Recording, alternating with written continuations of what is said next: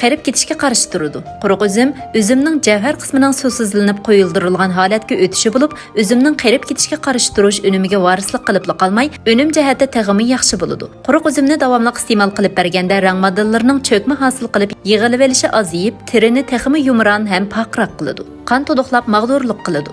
Quruq üzümning tarkibidagi üzümning miqdori yangi üzümning 15 hassasiga to'g'ri keladigan bo'lib, kunda bir siqim quruq üzüm yeb berganda qon va mag'dur to'liqlashga texmi foydali bo'lib, chiroyingizni qizartib, sizni jonliq ko'rsatadi. Badani ojiz va qon ozlik kasali borlar ko'proq yeb bersa, unumi chilanninkidan yaxshi bo'ladi. Öpkeni yaxshilab balg'am bo'shatadi. Quruq üzümning o'pka qismidagi hujayralarning toksin haydishiga foydasi bor bo'lib, uning yana balg'am bo'shatish, nafas yo'li yallig'i va nafas yo'li qichishib, og'rish qatorliqlarni pasaytirish unumlari bor. Uzun muddat tamaki chekish tarixi bor do'stlar, üzüm yeyish orqali o'pka funksiyasini tangshash unumiga erisha oladi.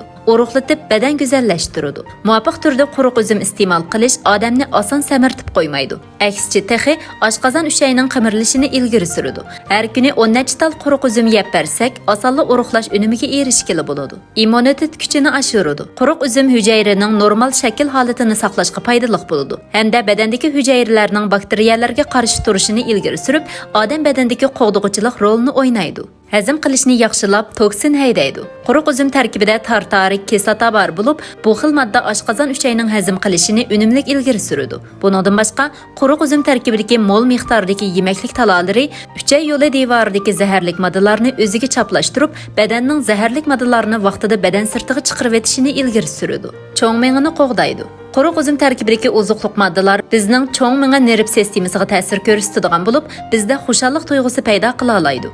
Nervisi ojizlash alomati borlar yoki ziyoda charchab ketgan do'stlarga nisbatan üzüm yeyish orqali yaxshilashga bo'ladi. Yurak kasalligining oldini oladi.